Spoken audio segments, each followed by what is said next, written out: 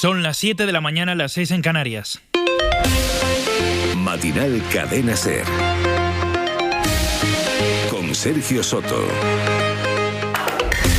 Y empezamos el sábado pendientes precisamente del cielo en Canarias. Desde esta noche está decretado en las islas el nivel máximo de alerta por el aguacero que va a caer allí a partir de hoy, todo el fin de semana y posiblemente algún día más. El gobierno canario habla de la mayor tormenta de la década y ha suspendido las clases. Los chavales no van a ir a clase el lunes. Según la estimación de la Agencia Estatal de Meteorología, en 3 días va a llover 15 veces lo que suele llover en todo el mes de septiembre en Canarias. No hay que alarmarse más de la cuenta, pero hay que tomar todas las precauciones necesarias. Así que lo primero es dimensionar este fenómeno meteorológico. Primero, porque hemos leído las referencias a un ciclón, pero eso no es exactamente ante lo que estamos. ¿Ante qué estamos y con qué consecuencias? Meteorólogo de la SER, Jordi Carbó, buenos días. Buenos días. Estamos hablando de la aproximación a Canarias de la tormenta tropical Hermine. Así la bautizó ayer el Centro Nacional de Huracanes, que es el organismo de Estados Unidos responsable de monitorizar estos sistemas tropicales que se diferencian bastante de los que habitualmente visitan el archipiélago canario, que vienen del Atlántico Norte. Los tropicales se caracterizan por un alto contenido de vapor de agua con un potencial de precipitación mucho mayor. Por suerte, como solo se aproximan, los vientos fuertes no nos van a afectar. Se notarán en medianías y cotas altas, pero no será nada extraordinario. En cambio, sí que esperamos acumulados de precipitación muy significativos, superando con creces los 100 litros por metro cuadrado en muchos puntos del archipiélago, especialmente en puntos de montaña que miran hacia el sur. La lluvia empezará en breve. El máximo lo esperamos para mañana. Entonces, más agua que viento de una tormenta tropical. Los servicios de emergencia piden a los canarios que se queden en casa, es lo más seguro. ¿Hay que tomar alguna otra medida, algún cuidado especial, Jordi?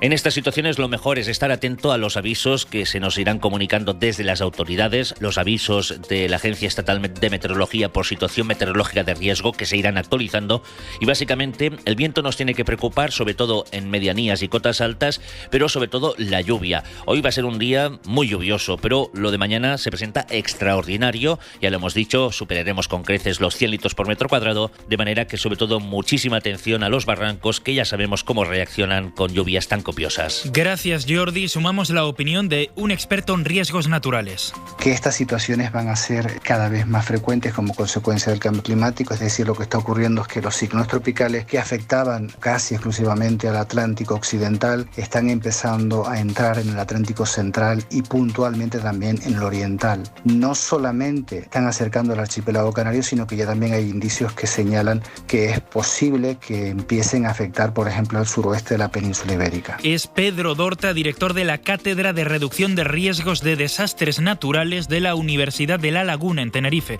Hemos hablado con él esta noche. Edu Hernández, buenos días. Buenos días, Sergio. El catedrático asegura que estas situaciones van a ir siendo cada vez más frecuentes, como ha dicho, a consecuencia del cambio climático. Si estas tormentas tropicales antes se concentraban casi exclusivamente en la zona del Atlántico, ahora van a llegar a la península con más facilidad. No solamente están acercando al archipiélago canario, sino que ya también hay indicios que señalan que es posible que empiecen a afectar, por ejemplo, al suroeste de la península ibérica. También cree que solo nos acordamos del cambio climático cuando ocurren episodios extremos como este o las olas de calor de este verano. Esto, dice Pedro Dorta, es un problema más grave de lo que muchos piensan. Nos enfrentamos a uno de los problemas o al problema ambiental más grande que las sociedades que todas las sociedades del planeta a la que las sociedades se han enfrentado. Así que la lucha contra el cambio climático debe ser constante y de conciencia social, defiende el experto. Bueno, esto en Canarias. También va a llover bastante, aunque no así, desde luego en Cataluña, sobre todo en Barcelona y Girona. Agua en Aragón, en el Mediterráneo, Cantabria y Galicia, pero nada que ver con esta tormenta.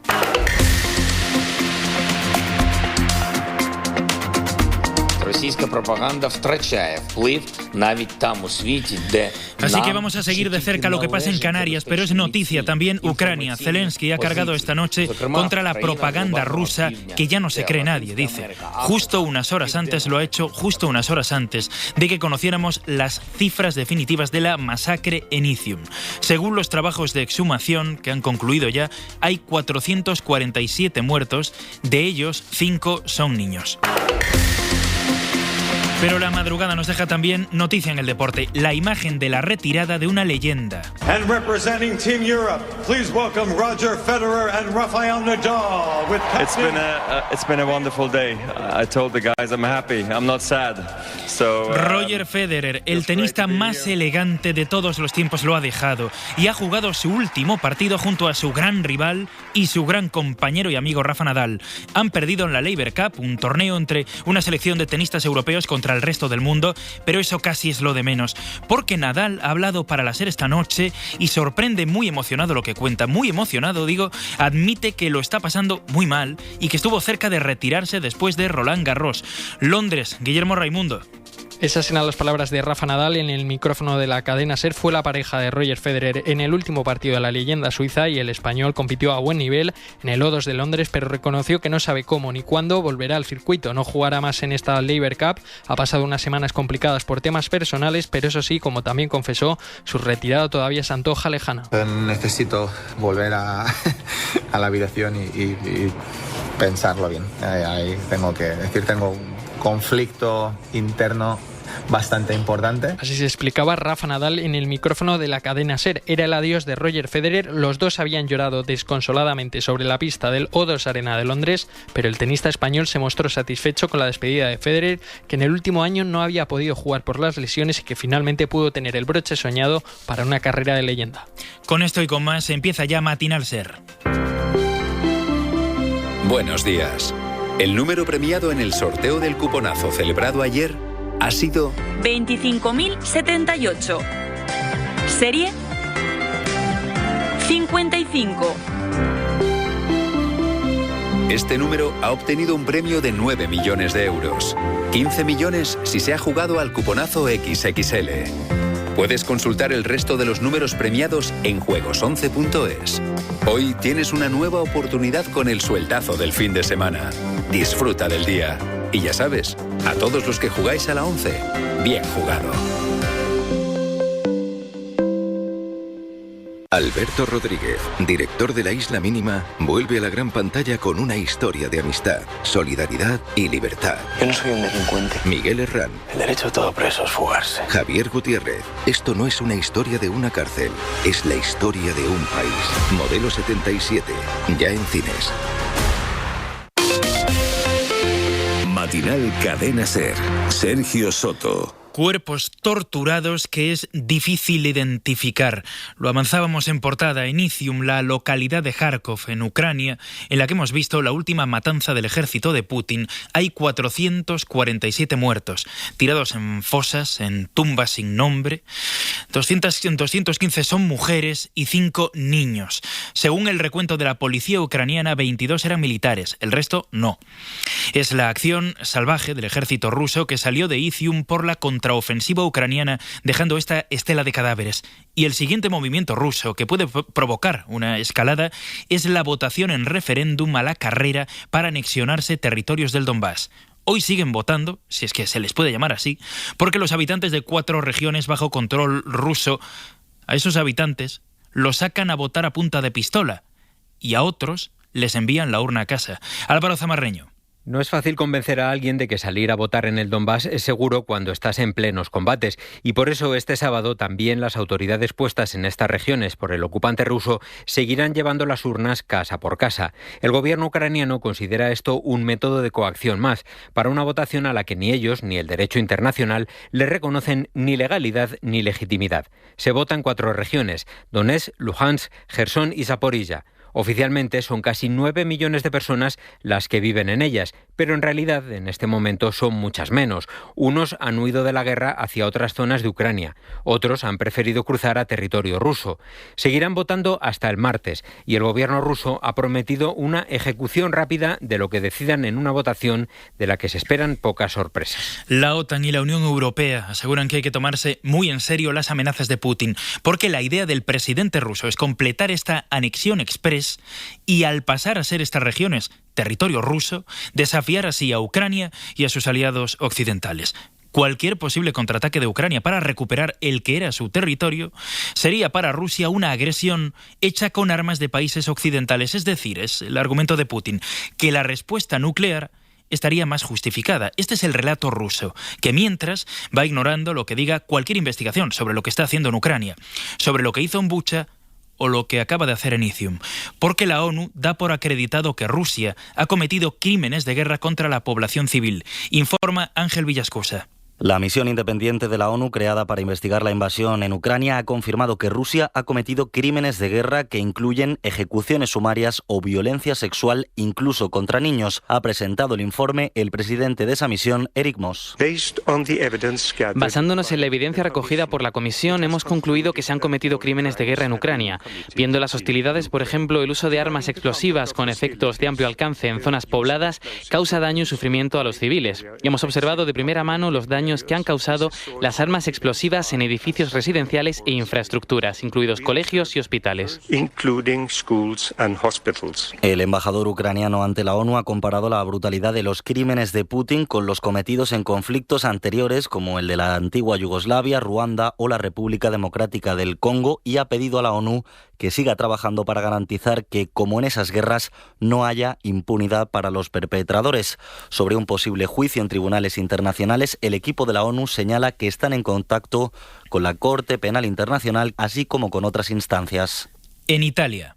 La piazza vera è quella di stasera, non è quella di ieri, que ha detto. Las urnas se abren en 24 horas. Anoche la izquierda cerró la campaña con Enrico Letta, el socialdemócrata del Partido Democrático, como única alternativa posible a la victoria de la extrema derecha. Es lo que dicen todos los sondeos, que la ultra Giorgia Meloni va a ganar las elecciones y va a obtener una enorme representación parlamentaria, hasta el 70% de los asientos del Parlamento, favorecida por la ley electoral y por la división de la izquierda. Corresponsal en Roma, Joan Solés. De entre las numerosas divergencias económicas, sociales o políticas de los programas de gobierno, seguramente la de mayor envergadura y representatividad es la reforma constitucional y de las instituciones que promete la derecha de Meloni, Berlusconi y Salvini. En esta legislatura la haremos, ha afirmado la líder de Fratelli d'Italia en el cierre de campaña. Y nos haría feliz, ha añadido, si la izquierda nos diera una mano, pero si no, la haremos igual. Noi lo faremo comunque, perché le riforme costituzionali non permetteremo che quella Costituzione. No permitiremos, ha afirmado Letta, de la coalición de izquierda, que esta derecha reforme una constitución democrática que nació de la resistencia y del antifascismo. Difenderà la Costituzione italiana nata dalla resistenza e dall'antifascismo. A los resultados de las votaciones de los italianos mañana domingo se añaden dos incógnitas. Por un lado, la composición de la Cámara y Senado, porque por primera vez la Italia democrática reduce de 930 a 600 el número de parlamentarios. Y por otro lado, la incógnita del premio de mayoría que otorga la ley electoral vigente, una combinación de los sistemas mayoritario y proporcional que favorece la coalición del partido ganador. Es decir, los democráticos de Letta podrían obtener, según los sondeos, un número de votos similar al de Fratelli d'Italia de Meloni, pero el premio de mayoría recaería en la coalición ganadora, según las encuestas, la de derecha, en la que están además Berlusconi y Salvini. Pues Berlusconi, Salvini, Meloni, esos nombres con la defensa además de Putin, que hace Silvio Berlusconi, preocupan en Europa. Italia va camino de ser el primer país grande de la Unión Europea en que gane la extrema derecha, pero el fenómeno ya viene de atrás. Por eso la presidenta de la Comisión, Ursula von der Leyen,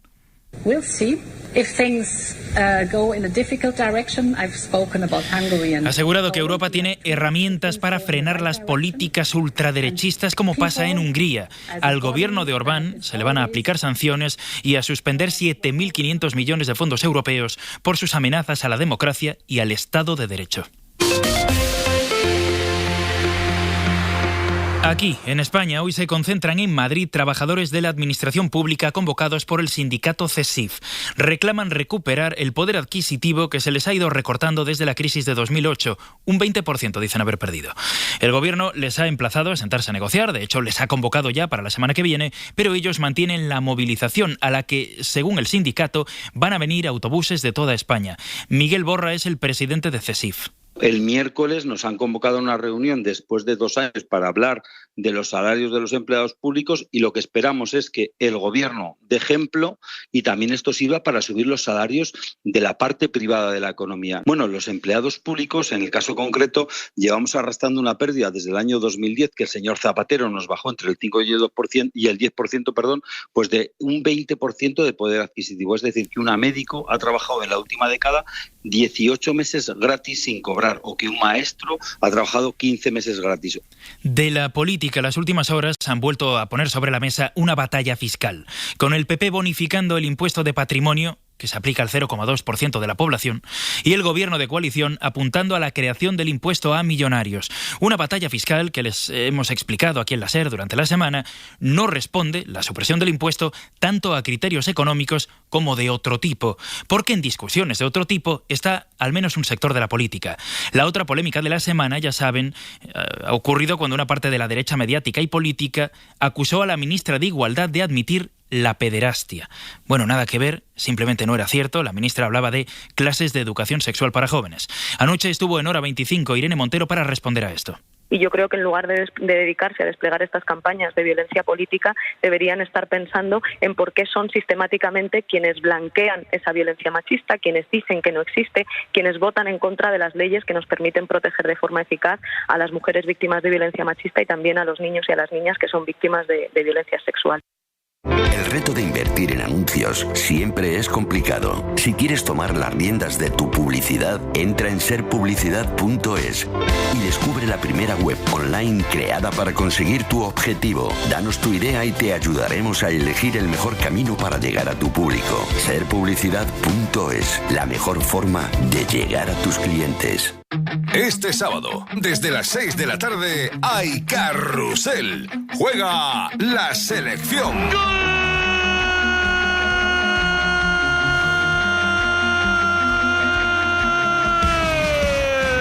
¡De España! Quinto encuentro de clasificación de la Nations League con la vista puesta en el Mundial. Desde la Romareda, España-Suiza. Y también baloncesto. Se juegan las semifinales de la Supercopa Endesa. Además, una nueva jornada de la Liga Smartbank. Te lo cuenta todo el programa líder de la radio deportiva. Carrusel Deportivo con Dani Garrido. Cadena SER. Número 1 en deporte.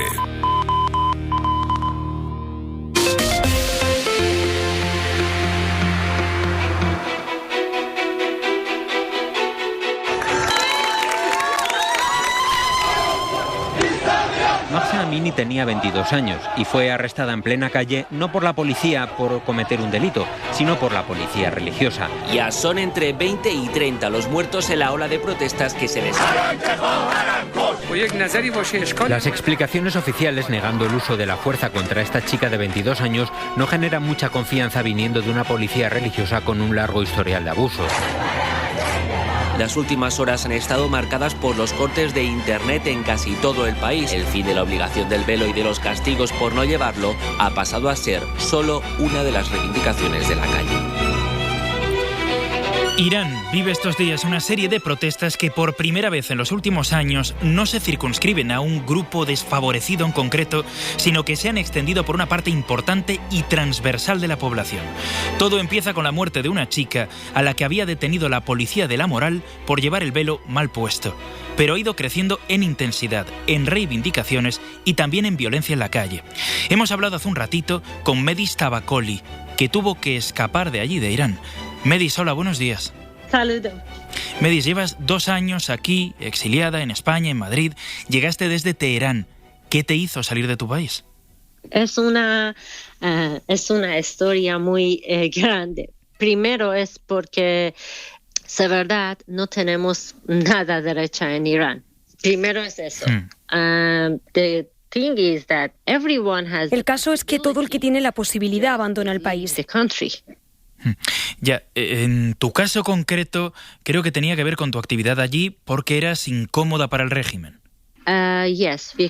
Sí, porque soy activista de derechos humanos. He estado en la cárcel, he sido arrestada muchas veces. Necesitaba irme del país. He estado muchos años en Irán y uno de los castigos era quitarte el pasaporte para que no pudieras irte. Después de eso, en cuanto pude, quise marcharme porque la verdad es que no estaba segura allí. Y ahora que estás aquí, ¿cómo ves lo que está pasando estos días en Irán y cómo ha cambiado tu vida aquí en España? Es muy diferente de Irán. En Irán hay un montón de cosas sencillas que no puedes hacer. No puedes elegir lo que quieres soportar o no. No estás segura si sales por la noche. No sabes qué puede hacerte el gobierno. Puedes secuestrarte, ejecutarte o puedes morir en un accidente de tráfico en la calle. Porque el problema de Irán no es solo por el hijab, es por todo el gobierno que maltrata a la gente. No puedes ni tener tu propio coche, un coche seguro para conducir. Aquí en España, si trabajas, puedes pagarte una casa y vivir, pero la gente en Irán, incluso quienes tienen un alto nivel educativo, trabajan 12 horas al día y luego no tienen permitido hacer las cosas más sencillas. El precio de vivir en Irán es la locura. ¿Y cuándo crees que puede acabar eso que nos dices que es una locura? ¿Le ves algún final a lo que estamos viendo estos días? Para ser honesta, creo que solo acabará cuando los países de Naciones Unidas dejen de cooperar con la República Islámica. Hace unos días, Macron estrechó la mano al presidente de Irán y solo hablaron sobre petróleo y gas, mientras mi gente estaba muriendo asesinada en la calle. ¿Cómo puede ser esto posible? Nadie le hizo ni siquiera una pregunta a Raisi, el presidente de Irán. ¿Sabe lo que está pasando en Irán? ¿Sabe cómo murió esa mujer? No es solo que hayan matado a Masha, han matado a 1.500 personas en solo 3 días. ¿Te puedes imaginar lo que es eso? La guerra de Ucrania en un día deja menos muertos de los que se están produciendo en mi país. Medis, ¿crees que vas a poder volver a Irán? ¿Es lo que querrías hacer? Es mi casa, España no es mi casa. Vosotros españoles sois muy buenos conmigo y con otras personas, pero la verdad es que esta no es mi casa. Si ellos se van, claro que volvería. Volvería para construir mi hogar. Ese es mi mayor deseo, ser profesora universitaria en Irán. Es mi mayor deseo. Yo quiero viajar y conocer otros países, no tener que escapar del mío. Todos nosotros hemos sido forzados a emigrar. Ninguno de nosotros quiere irse, pero no teníamos elección porque se trataba de nuestra vida. Pero sí, claro, si se acabase la República Islámica, todos volveríamos. Medis Tabakoli, activista iraní, mujer exiliada en España. Gracias por atendernos. Buenos días. Muchas gracias a ti. En Reino Unido, la primera ministra Liz Truss ha anunciado una rebaja histórica de impuestos, un regreso a la política de Margaret Thatcher en un momento delicado para la economía del país y de todo el continente. ¿Los que más se van a beneficiar del recorte de impuestos? Bueno, los que ganan más de 170.000 euros al año. Corresponsal Begoña Arce. El gobierno de Liz Truss da un giro radical a la dirección de la economía británica. Cuando el Reino Unido se halla al borde de la recesión y la inflación roza el 10%, el ministro de Finanzas, Kwasi Kwarteng, ha anunciado el mayor recorte de impuestos en 50 años, una rebaja por un valor de 51.000 millones de euros desde ahora al 2027, que beneficia a los ingresos más altos. Necesitamos una nueva dirección para una nueva era enfocada al crecimiento, decía en la Cámara de los Comunes Kwarteng. La nueva dirección no es otra cosa que el viejo modelo del thatcherismo y los reaganistas en los años 80, que según la mayoría de los economistas no va a funcionar. El recorte de impuestos conducirá, afirman los críticos, a un nivel de endeudamiento insostenible. La oposición laborista considera el plan peligroso y compara a Truss y su equipo con jugadores desesperados en un casino. Y Estados Unidos sigue dando pasos hacia la abolición del aborto, una pelea que va estado por estado, a la que busca poner remedio de alguna manera el gobierno de Biden, pero la estructura, el sistema jurídico y político es el que es. De hecho, esta noche la justicia de Arizona ha fallado a favor del gobierno del estado. Esto significa, Edu, que le va a permitir aplicar la ley de 1973, la que prohíbe el aborto en prácticamente todos los casos. Se van a excluir, por ejemplo, los casos de violación, pero sí que se mantienen aquellos en los que la vida de la madre esté en peligro. Esto ha sido gracias al levantamiento del bloqueo de esta ley por parte de la jueza del condado, un bloqueo que llevaba casi 50 años después de que el Tribunal Supremo de Estados Unidos eliminara la protección del aborto en todo el país en junio y permitiese a cada estado fijar sus leyes. Desde esta decisión del Supremo han sido sido varios estados republicanos los que han ido aprobando o recuperando leyes contrarias al aborto. En agosto, Indiana fue el primer estado en prohibirlo, a lo que se sumó en septiembre Virginia Occidental, pero haciendo la excepción en casos de violación, incesto o si la vida de la madre, como decimos, está en peligro. Precisamente en Virginia el aborto había sido legal hasta las 20 semanas de gestación, pero con esta medida se convertían en la segunda región, bajo control republicano, en prohibir esta práctica, eliminando así el derecho de la mujer a elegir. De vuelta a España, a última hora de este viernes ha empezado en Sevilla, Granada y Málaga una huelga de taxistas. Van a hacer paros hasta el lunes y parte de Andalucía se va a quedar sin taxis. La razón es la protesta contra el decreto que prepara el Gobierno de la Junta para regularizar los VTCs. Redacción en Andalucía, Ana Fernández. Hasta las 7 de la mañana del lunes, estas tres capitales, Sevilla, Granada y Málaga, están sin servicio de taxi por la huelga que la Federación Andaluza ha convocado para presionar a la Consejería de Fomento a que cambie el decreto que prepara para regular los VTC a partir del 1 de octubre y que plantea que estos vehículos sigan trabajando en los núcleos urbanos, si bien con una serie de condiciones que garanticen la convivencia de ambos. Por ejemplo, que no puedan situarse a menos de 300 metros de estaciones de tren, autobús o aeropuertos, o que tengan prohibido usar la geolocalización, pero los taxistas desconfían de que la Junta tenga capacidad para sancionar el incumplimiento de las medidas. En Jerez no se han sumado al paro, pero esta mañana han convocado una caravana de protesta a partir de las 10 para sumarse a las demandas de sus compañeros. En Matinal, los deportes. La selección española juega esta noche uno de los partidos de la Liga de Naciones, pero la noticia, sin duda, la retirada de la leyenda del tenis. Sergio Torres, buenos días. Buenos días. Último baile soñado para Federer con el O2 Arena de Londres lleno, que así recibió al suizo. Also an Olympic gold medalist, he was number one in the world for a combined 310 weeks, capturing 20 majors. It's the Swiss maestro Roger Federer. Disputó el último partido de su carrera en la Laver Cup y lo hizo al lado del que ha sido su mayor rival, Rafa Nadal. Se enfrentaron representando a Europa Sok y Tiafoe, jugando para la selección del resto del mundo. El resultado fue lo de menos, cayó del lado de Tiafoe y Sok y al término del partido todo fueron lágrimas. Federer, Nadal, Tsitsipas y aún así el suizo dijo no estar triste sino feliz por ponerse una vez más las zapatillas y por jugar con Rafa una última vez. It's been a wonderful day. I told the guys I'm happy. I'm not sad. It's great to be here. I enjoyed tying my shoes one more time and of course playing with Rafa on the same team. Stefan, thank you. Vamos con la cita del día en Zaragoza, donde la selección española disputa el primero de los dos encuentros de Liga de Naciones programados para este parón. Será ante Suiza a las 9 menos cuarto y allí está Javier Herráez. Buenos días. ¿Qué tal, Sergio? Muy buenos días desde Zaragoza, donde España se mide a Suiza. Lo va a hacer en la Romareda ante 23.000 espectadores, lleno hasta la bandera para este partido, que es el penúltimo de esta fase inicial de la Liga de las Naciones. Hay que ganar y esperar que pinche Portugal, aunque el equipo de Cristiano será nuestro rival el próximo martes en Braga. En principio, esta noche en Zaragoza jugarán Unai Simón en portería, con Carvajal, Eric García, Pau Torres y Jordi Alba en defensa, con Busquets, Gavi y Pedri en el centro del campo y arriba Ferran Torres, Sarabia y Álvaro Morata. Gracias, Javi. Pese a este parón de selecciones, el fútbol de plata sigue. Ayer arrancó la jornada 7 en segunda división, victoria con polémica del Sporting de Gijón en casa ante el Ibiza, 2-1 para los locales. Pudo ser un empate si el colegiado no hubiera anulado el penalti por mano señalado en favor del Ibiza en el descuento. Para hoy arrancan a las 2 de la tarde el Huesca Leganés, a las 4 y cuarto el Mirandés buscará su primera victoria ante el Zaragoza en casa y cierran la jornada a las 6:30 Málaga Villarreal B y Ponferradina Tenerife. Y en básquet la noticia está en Sevilla, Supercopa de baloncesto, primera semifinal a las 6:30 entre el Betis y el Real Madrid. Sergio Llull en la previa con ganas de revalidar el título. Contento de empezar otra temporada y preparado pues para ayudar al equipo. Con muchas ganas, con mucha ilusión,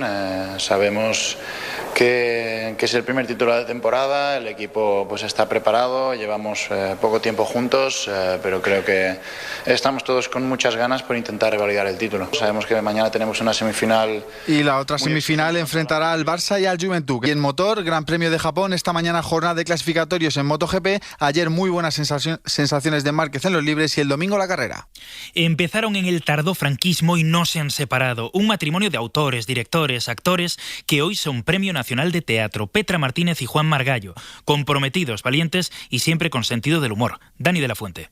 Petra Martínez y Juan Margallo son uno de los matrimonios artísticos más sólidos y fructíferos del panorama cultural español. Iniciados en el teatro independiente, su contribución a la escena ha sido fundamental. De ahí este premio que les ha pillado por sorpresa. Pues yo estoy en Castellón porque voy a hacer una obra de teatro y Juan está rodando, o sea que nos ha pillado trabajando, que a nuestra edad ya es un mérito, ¿eh? Un mérito son también su coherencia, su compromiso, su excelencia escénica, que han ejercido siempre, dice el jurado, con enorme profesionalidad. Cuando nos comprometemos con algo, nos comprometemos a límites que nosotros consideramos justos y que podemos llegar. Además, destaca ese sentido del humor que impregna sus obras. El humor para nosotros es fundamental. Todo lo que falla políticamente y tal es por falta del humor. Larga vida a esta pareja con talento, compromiso y pasión por el teatro de nuestro país. Así terminamos. Se quedan con el cine láser con Pepa Blanes. La información vuelve en media hora en A Vivir con Javier del Pino y en todo momento en cadenaser.com y nuestras redes sociales. ¡Feliz sábado! Matinal Cadena Ser con Sergio Soto.